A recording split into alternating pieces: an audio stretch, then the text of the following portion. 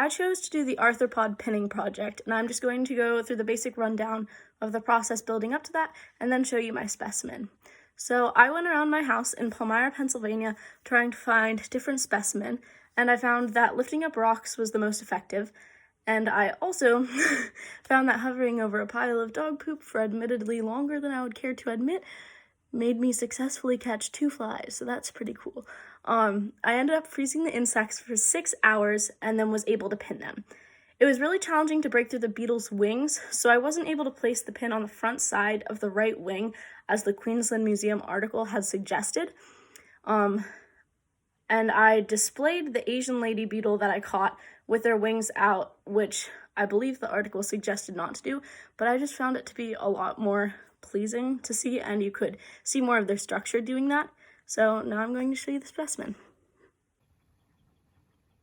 This is a cryptid centipede in the class Chilopoda, and it was challenging to pin. At first, I tried to keep the centipede in place by pinning through it, but that just ended up almost breaking it in half. After more research, I decided to do it basically in a pin wall to shape the centipede. Their body is segmented, which you can see if you get pretty close. They also have a bunch of small legs placed on their sides, ending with 2 legs that are hooked, but I believe one of them fell off in the pinning process. So there that is. So I collected 2 ground beetles. I wasn't able to figure out the scientific name of this one, but I was able to figure out the full scientific name of this one, which is Petrostis melanaris. These were a pain to pin, and I almost completely mutilated the specimen in the process. The common name of this black one that I know the scientific name of is the common black ground beetle, and it has 6 legs that are not all clearly displayed on this, but I promise there are 6. Their wing covers have grooves that are placed lengthwise, which is a common trait for all ground beetles, and you can also see that in this specimen.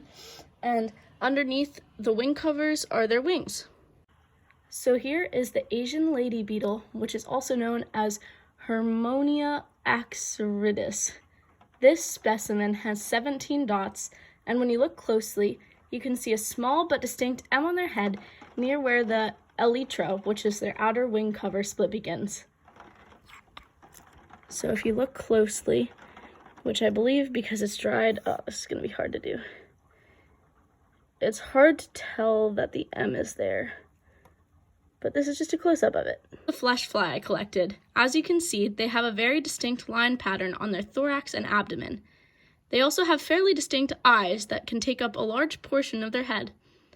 I also have this blowfly right here, which is in the order Diptera, and it's a very large order with over 1,200 species, but this one has a blue iridescent patch that you can kind of see on the video that goes throughout it. The last specimen I'm going to talk about are the armadillo bugs I found.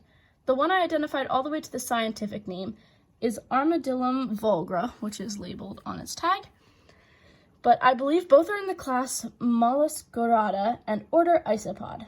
This family can roll into a ball to protect itself so that only their hard shell exterior is left exposed. And I'm just going to do a pan of all of my specimen. There we go.